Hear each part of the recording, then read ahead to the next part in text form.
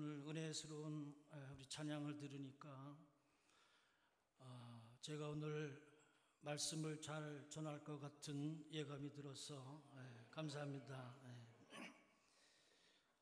보통 교회에서 담임 목사님이 해외 출장 중이시거나 또 건강상 불가피한 상황이 아닐 때는 아니고서는 이렇게 주일 대배 강단을 다른 목사님한테 맡기지 않은데 오늘 이 시간 저에게 기회를 주신 걸 보니 우리 담임 목사님께서 평소에 목회도 또 설교도 잘하실 뿐 아니라 은퇴하신 목사님이나 또 선배 목사님을 잘 예우한다는 느낌을 받아서 이 자리를 빌어서 감사드립니다.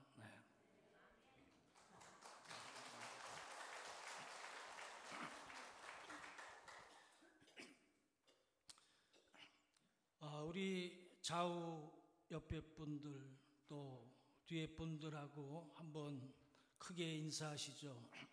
성도님은 영혼이 아름답습니다.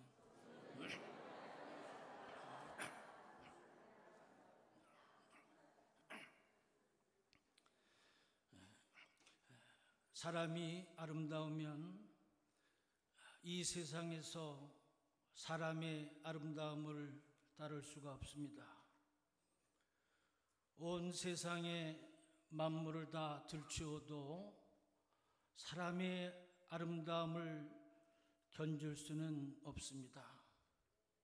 그 이유는 단 한 가지, 사람에게는 영혼이 있기 때문입니다. 이 영혼은 하나님의 영이 담겨 있기 때문에 생명의 보석입니다. 보석이 아름다운 것은 희소성이고 또 가치성이 있기 때문일 텐데 우리의 영혼은 창세기 1장 27절 말씀처럼 사람을 하나님의 형상대로 창조하셨고 심히 좋게 여기셨기 때문에 사람이 이처럼 아름다운 것입니다. 이 영혼이 내 안에 아름답게 피어나면 사람은 나라는 존재는 무한한 가치와 보람되고 가치 있는 인생을 살 수 있지만 반대로 내 안에 영혼이 피어나지 아니하면 마치 길가에 버려진 꽃을 시드른 꽃처럼 우리의 삶은 절망의 늪에 빠지게 되는 것입니다. 우리가 요즘 심심치 않게 자살하는 뉴스를 보게 되는데 정치인이나 연예인, 재벌 기업가, 청소년, 요즘에는 초등학생까지 스스로 목숨을 끊습니다. 왜 그렇습니까? 저들 안에 있는 영혼이 아름답게 피어나지 못하고 그들의 영혼이 죽거나 쇠잔하고 무기력하기 때문에 저들은 이렇게 극단적인 선택을 할 수밖에 없습니다. 나는 아니겠지. 그러나 우리에게도 순간적으로 내 영혼이 쇠잔하고 무기력해지고 더 이상 살 희망이 없을 때도 우리에게는 언제나 닥쳐올 수가 있습니다. 제가 은퇴하고 나서 시간의 여유가 있어서 요리 강습을 한 반년 해서 CF가 좀 된 적이 있었는데 그때 제가 김밥을 좀 만들어 봤습니다. 그런데 김밥 안에는 이름도 참 종류도 다양해요. 뭐 치즈김밥, 뭐 참치김밥, 소고기 김밥, 뭐 샐러드 김밥, 뭐 우엉김밥, 뭐 멸치고추 김밥, 뭐 충무김밥, 심지어는 누드김밥까지 뭐 종류가 많아요. 뿐만 아니라 제가 만들어 보니까 그 김밥 안에 재료가 아주 다양하게 들어가는데 뭐 치자색 그 단무지, 노란색 계란말이, 또 분홍색 햄, 또 뭐 있을까요? 주황색 당근, 뭐 파란 시금치, 또 잿빛 색깔 나는 연근. 이 뭐 재료가 다양한데 제가 만들면서 그에 깨달은 것이 있는데, 김밥 속이 이렇게 형형색색으로 우리 집 안바닥처럼 화려하면 할수록 그 김밥은 쉽게 상한다는 것입니다. 우리의 사람 생활도 김밥 속과 같습니다.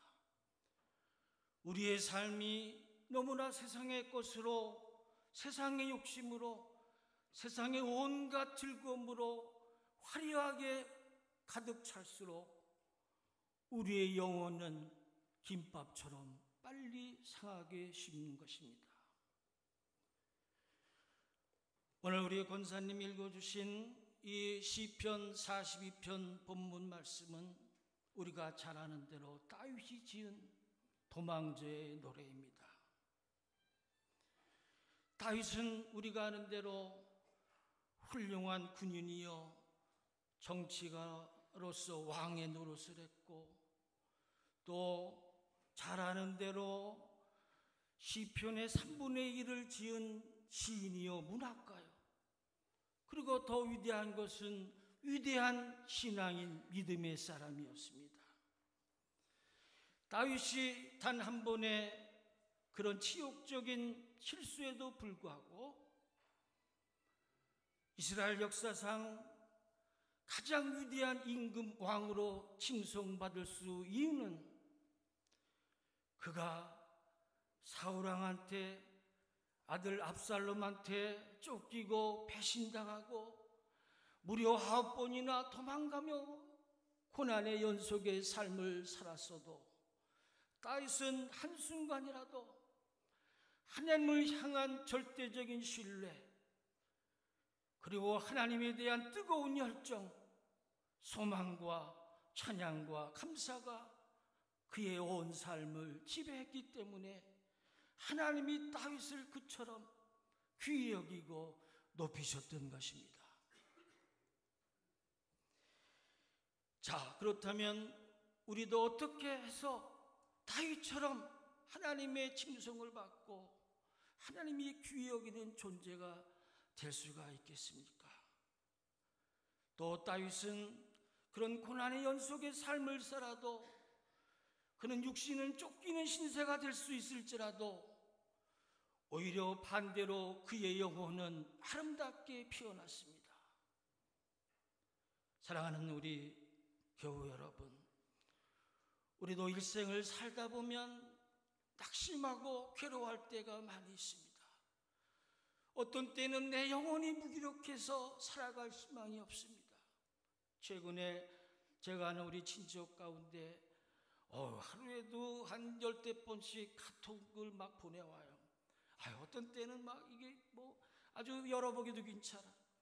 그런데 또 한동안은 딱 뜸해 저녁 매일 여러 번 보낸 그 친척 동생이 어느 순간 카톡을 보내지 않아서 알아보니 우울증에 걸려가지고 전화를 하니까 목소리가 다 이제는 죽어가는 사람처럼 그렇게 나락에 떨어지는 것을 볼 때, 자, 우리의 영혼이 아름답게 피어나는 거하고 우리의 영혼이 쇠잔해서 마치 엘리야가 로뎀나무 아래서 죽기만을 기다리는 것처럼, 살아갈 희망조차 없는 것처럼 우리도 그런 나락에 떨어질 수가 있다는 사실을 볼 때 우리도 다윗처럼 우리의 영혼이 아름답게 피는 그런 인생이 되어야 되지 않겠습니까? 자, 그렇다면 다윗은 언제 그의 영혼이 아름답게 피어날 수 있겠습니까? 그 첫째는 하나님을 갈망할 때 그의 영혼은 아름답게 피었습니다. 오늘 여기 42편 1절 말씀 보니까 하나님이여 사슴이 시냇물을 찾기에 갈급한 같이 내 영혼이 주를 찾기에 갈급하나이다. 다윗이 얼마나 하나님을 향한 그 사모하는 마음이 얼마나 넘쳤기에 다윗은 마치 사슴이 시냇물을 찾아 갈급한 같이 그런 묘사를 썼겠습니까? 아프리카 초원을 날뛰는 사슴은 아주 그 물을 많이 먹기 때문에 건기 때에는 수십 킬로씩 뛰어가서 물웅덩이 가서 물을 먹는데 물을 그 발견하고 나서 얼마나 목마랐든지 털컥 그 물을 마시는 장면을 우리는 그려볼 수가 있습니다. 여기 우리 남자분들은 다 옛날에 군대 가서 하셨지만 저도 1년에 한 번 유격 훈련을 받는데 그때 목마랐던 경험이 아직도 생생합니다. 50분 더러 2시간 계속되는 그 훈련 끝나고 10분 쉬는 사이에 그 10분 사이에가 그 목이 말라가지고 하루 한 번 더 먹으려고 수통에서 수돗물가에 가서 받아오는 목마를 때 그 고통 괴로움.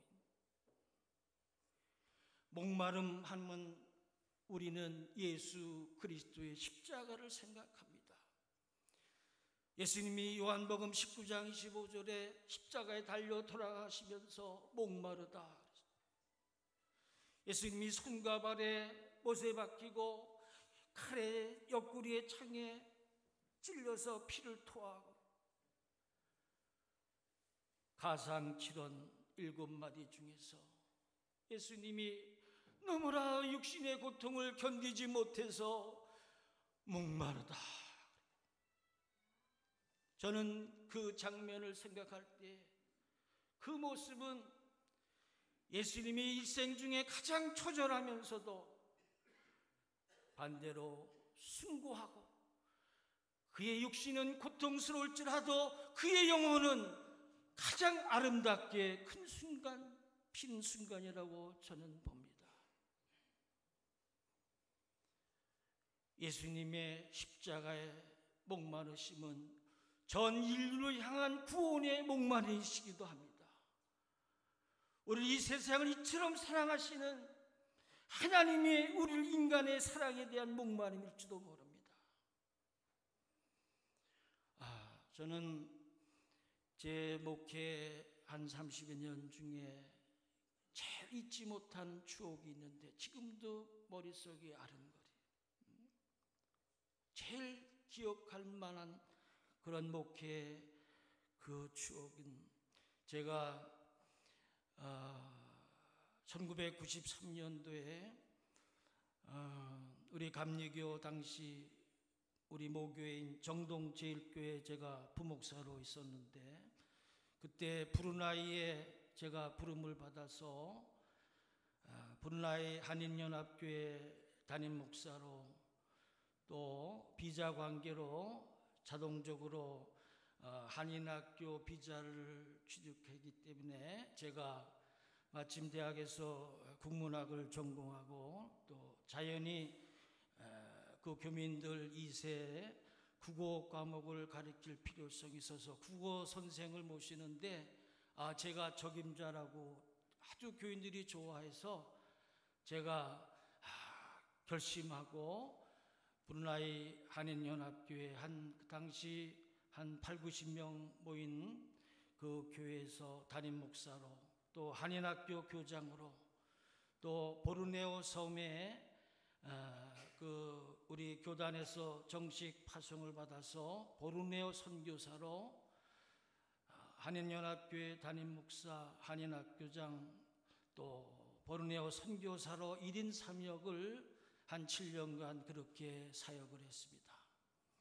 그런데 지금도 그 사역 중에 가장 잊을 수 없는 것은 그 브루나이는 이슬람 국가이기 때문에 그 도시 쪽은 전혀 선교를 할 수가 없어요.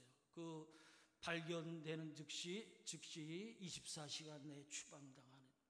그래서 우리 성도님 중에서 우리 최근에 우리 브루나이 갔다 오신 우리 분도 계시겠지만 그 강가에 그 좁은 그 배 카누죠. 그 배를 한 4-5시간 정글을 타고 올라갑니다. 그 원주민 마을이 나오는데 그 원주민 마을을 두고 선교를 하는 거예요. 그런데 제가 우리 교인 한 7-8명을 데리고 한 달에 한 번 그 원주민 마을을 방문하면서 선교를 하는데 70-80명 원주민 마을이 있는데 그들을 어떻게 하든지 선교하려고 다른 묘책을 써내는데 거기 추장이 있는데 추장 한 명만 어떻게 하든지 구워 삶으면 돼. 그래가지고 그 추장한테 뭐 있는 거 없는 거 다 갖다 주고 뭐 친절히 하니까 추장이 넘어갔어요. 그래가지고 추장이 야, 너 이제부터 너 예수 믿어 그러면 온 마을이 아멘 하고 그래요. 그 마을이 다 전도가 돼, 선교가 되는데. 그래서 지금도 잊지 못하는 것은 한 달에 한 번 그 원주민 마을을 방문하면서 그런데 그 어린 아이들이 너무나도 제가 한 달에 한 번 갈 때 뭐 그냥 갈까요?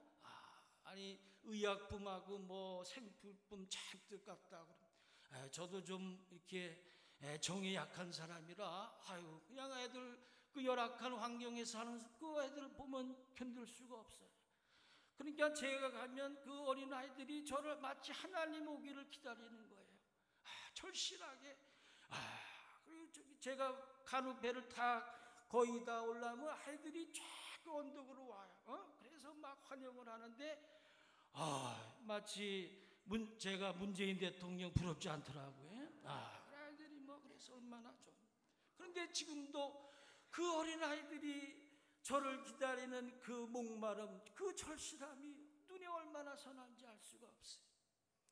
마치 오늘 다윗이 그 어려움, 고난, 역경 중에서도 오늘 4절 말씀을 보니까 그는 하나님의 성소를 그리워했다고 그랬어요. 그의 갈급함은 하나님의 성소로까지 자연히 이어졌어요. 다윗이 압살롬에게 압제를 받아가지고 피신하는 쫓겨가는 신세에서도 그는 옛날에 예루살렘 성소에서 예배드렸던 그 성전을 사모하고 기다리는 것입니다. 하나님을 성소, 주의 성전을 그리워하며 사모하는 다윗의 그 마음. 고난 속에서도 하나님은 다윗의 갈망함을 들었고 하나님의 성소를 그리워하는 그의 마음이, 다윗은 비록 고된 압박과 고난 속에 있는 여정일지라도 그의 영혼만은 아름답게 피어났습니다. 두 번째로 다윗은 언제 어떻게 영혼이 아름답게 피어날 수 있었을까요? 두 번째는 아픔이 있을 때에 우리의 영혼은 아름답게 피울 수가 있습니다. 아픔이 있을 때. 제가 지금까지 목회하면서 쭉 경험해 보니까 아픔이 없는 사람, 잘 먹고 돈 많고 최고의 지성을 가진 사람, 하나님 없이도 살 수 있다고 교만 부리는 사람은 절대로 영혼의 아름다움을 피워낼 수가 없습니다. 하나님을 애타게 부르짖고 아픔 속에서 영혼이 아름다운 영혼을 피울 수 있는 사람은 다른 사람이 아니에요. 지금 배고픈 사람, 지금 추위에 떨고 굶주려 있는 사람, 병몸이 아파서 하나님께 간절히 매달리고 기도하는 사람, 자유가 그리워서 그 어려운 험난한 것을 뚫고 북한에서 탈출하는 탈북민의 그 아픔, 그리고 다윗처럼 고난 속에 몸의 생존의 위협 속에서 헤매는 그런 사람만이 아름다운 영혼을 피울 수가 있는 것입니다. 아픔 속에서 영혼이 피어나는 것입니다. 절대로 내가 잘 먹고 잘나고 마음이 교만하고 세상의 것으로 찬 사람은, 가득한 사람은 절대로 영혼이 아름다울 수가 없습니다. 우리가 잘 아는 최고의 우리 지성인 이어령 교수님을 잘 알죠. 이어령 교수는 그 딸이 말년에 그 암에 걸려서 오랜 투병 생활하고 마지막 죽기 전에는 시력까지 잃어버린 이어령 교수는 그 딸 이면아 씨의 아픔을 통해서 그의 영혼이 아름답게 피어나기 시작했습니다. 얼마나 이어령 교수가 딸아이를 사랑했는지 그는 이런 시를 썼습니다. 암에 걸린 너의 아픔으로 시력을 잃어가는 너의 어둠은 나를 영성의 세계로 이끌었다. 네가 애통하며 서러워하는 그 눈물은 내 머릿속의 지식은 한갓 건물에 지나지 않았고 내가 손에 준 이 지폐는 가랑잎보다도 못하다는 것을 알았다. 이어령 최고의 지성인은 하나님 없이도 자신 있게 살 수 있다고 그는 옛날에 고백했던 사람이 딸아이의 아픔을 통해서 그는 지성 속에 감추어졌던 영혼이 하나님을 향한 영성으로 아름답게 피어나서 그는 마침내 하용조 목사님한테 세례를 받고 그는 영원한 구원을 통해서 그의 영혼이 아름답게 피어났던 것입니다. 세 번째, 마지막으로 다윗은 찬양과 감사가 넘칠 때 그의 영혼이 아름답게 피어났습니다. 오늘 여기 본문 말씀 5절, 그 다음에 8절, 그 다음에 마지막 11절 여러 군데 구절 보니까 다윗은 여전히 찬송하리로다. 5절 마지막 부분들이, 그리고 또 11절 마지막에도 여전히 찬송하리로다. 그리고 주위에 중간 보니까 그는 하나님을 영원히 찬양한다는 그 어려운 고통 속에서도 중단하지 않은 것을 볼 수가 있습니다. 우리의 영혼은 찬양이 넘칠 때, 하나님을 향한 뜨거운 마음이 넘칠 때에 우리의 영혼은 아름답게 피어나는 것입니다. 그래서 우리가 찬양을 부를 때 우리 영혼이 그 살아나는 느낌을 받잖아요. 우리 영혼이 찬양하는 마음, 노래 부르는 사람 마음만은 그때는 순수해져. 그렇지 않습니까? 그래 저는 가끔 아침에 뒷동산에 이렇게 산책 둘레길을 가다가 요즘에는 단풍이 철어서 너무나도 아름다워. 거기다 새소리까지 곁들이면 완전히 오케스트라가 너무나도 아름다운 주님의, 우리 하나님의 솜씨를 보면서 이런 노래를 부르지 않을 수가 없어요. 주 하나님 지으신 모든 세계, 저도 모르게 하나님을 찬양할 수밖에 없어요. 뭐 그 노래뿐만이게 다른 복음송가도 그냥 걷다 보면 그냥 무턱대고는 심심하잖아요. 찬양을 부르면 어느새 기쁘게 와요. 이게 더러 좀 큰 목소리를 내니까 주위에 지나가는 사람이 다 쳐다봐. 좀 미친 사람 아니네. 찬양하는 게. 이렇게 찬양하는 사람에게는 바로 감사하는 마음으로 연결됩니다. 불평, 짜증, 원망하는 사람이 어찌 감사가 어찌 찬양이 나오겠어요? 찬양하는 사람 이퀄 감사해요. 그런데 유감스럽게도 요즘에 우리 세대는 감사 불감증에 걸린 세대예요. 감동이 없어요.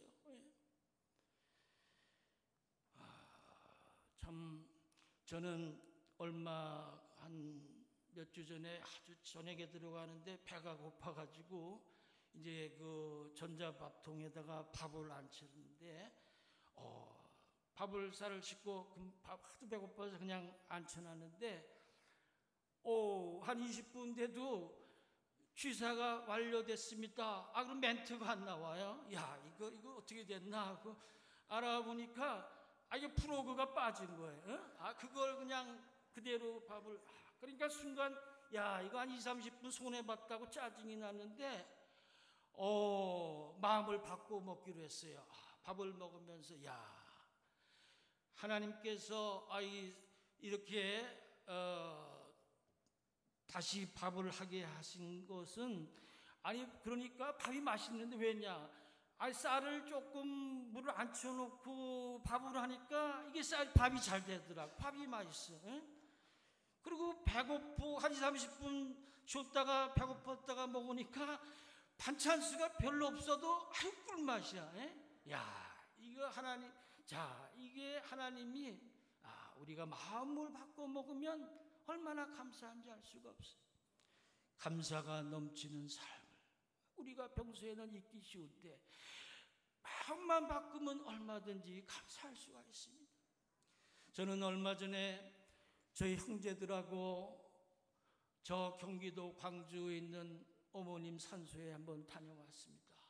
우리 어머님 생전에 고생하는데 감사하지 못하고 불효한 평소에 살아계실 때나 그 이후에도 자주 산소에 가지 못한 그런 미안한 마음이 얼마나 들었는지 속으로 눈물을 흘렸습니다. 제가 초등학교 4학년 때에 제가 이 중에서 초등학교 때 반장 안 한 사람은 없을 거예요. 아마 다 했네. 저도 초등학교 한 4학년 때 반장을 시켰는데 그 반장 된 것도 어떻게 됐느냐? 4학년 올라가니까 담임 선생님이 무조건 내일 국어 일과를 다 외우라 그래요. 그게 숙제예요. 그래서 저는 그 일과를 그냥 밤새고 다 암송했어요. 그 다음날 담임 선생님이 봄 일과 다 외운 사람 손 들어 그랬더니 쭉 들어가 아무도 손을 안 들어요. 제가 다 외웠다고 손을 들었더니 한 번 더 외워보라 그랬더니 제가 밤새고 그거 외우느라고 하는데 잘잘잘 쫙 읽었더니 담임 선생님이 깜짝 놀라서 너 이제부터 반장해 그래서 제가 반장을 했는데 그런데 그 소풍 지금은 이제 옛날에 원적으로 소풍을 가는데 그 소풍 회비를 걷잖아요. 근데 저게 반장이라고 제가 애들 이제 소풍 회비를 걷는데 참 옛날에 다 가난한 계시는데 저희 집안이 얼마나 그때 어머님이 6.25 때 저희 아버지 납북되셔가지고 혼자 사남매를 키우셨는데 집이 없어서 전세를 한 10대 군데를 다 제가 지난 오후 시간에 해방촌 얘기를 했지만 어머니는 그 물지동이를 다 짊어지고 가는. 그런데 어머님이 그 당시 회비 소풍갈 회비가 얼마인지를 모르지만 그거 낼 돈이 없는지 너 내일 소풍 가지 말라고 막 그러더라고요. 제가 아이들 소풍 갈 회비를 걷었는데 저는 소풍을 가지 못하는 제 마음이 얼마나 찢어졌겠습니까? 그래서 저는 소풍 가지 못하고 그 당시 을지로사가 저희 집이었는데 제가 청계국민학교 을지로에 있고 청계국민학교를 다녔는데 갈 데가 없어가지고 청계천만 10대벌 왕복 왔다 갔다 하고 하루 종일 보냈습니다. 다음날 어머니한테 담임 선생이 연락이 왔어요. 왜 정렬이 소풍 안 보냈냐고. 그때서야 어머니는 그 소식을 알았어요. 어머님이 그때 그 마음이 얼마나 찢어졌겠어요. 아이들 소풍 갈 회비는 걷었는데 우리 아들은 정작 소풍을 가지 못하는 정렬이 그 마음을 얼마나 아팠겠는가. 어머니는 아마 그 당시 눈물 흘리고 아파했을 겁니다. 그러나 제가 철이 들고 나서 그 당시 어머니는 마음이 아팠을지라도 어머니의 영혼은 아름답게 피어났을 것이다. 저는 그렇게 생각했습니다. 어머니는 그렇게 어려움 중에서도 가장 미천은 아마 믿음이 있었던 거예요. 믿음이 있었기에 어머님은 저희 사남매를 그래도 남부럽지 않게 잘 키워가지고 여기 우리 작은 누님도 계시지만 4형제 중에 저희 작은 누님을 목회자 하나로 또 저를 목회자로 이렇게 키우셨어요. 믿음이 아니고서는 이렇게 저희 사남매를 키울 수가 없습니다. 저는 그 생각하면서 어머니한테 얼마나 감사를 드리고 그 묘소에 가서 어머니의 모습을 바라보고 얼마나 속으로 눈물을 흘렸는지 모릅니다. 감사하는 마음, 우리들이 늘 부모님께 은혜에 감사하고 하나님의 은혜에 감사하고 찬양이 넘칠 때에 우리의 영혼이 아름답게 피어나는 것입니다. 다윗처럼 우리의 영혼이 고난 속에서도 쇠력하지 아니하고 무기력하지 아니하고 영혼이 죽지 아니하고 우리가 늘 하나님을 갈망하며 아픔 속에서도 찬양과 감사가 넘쳐서 우리의 인생이 보다 나은 아름다운 인생이 되기를 여러분들에게 하나님의 은총이 함께 하시기를 기원합니다. 기도하시겠습니다.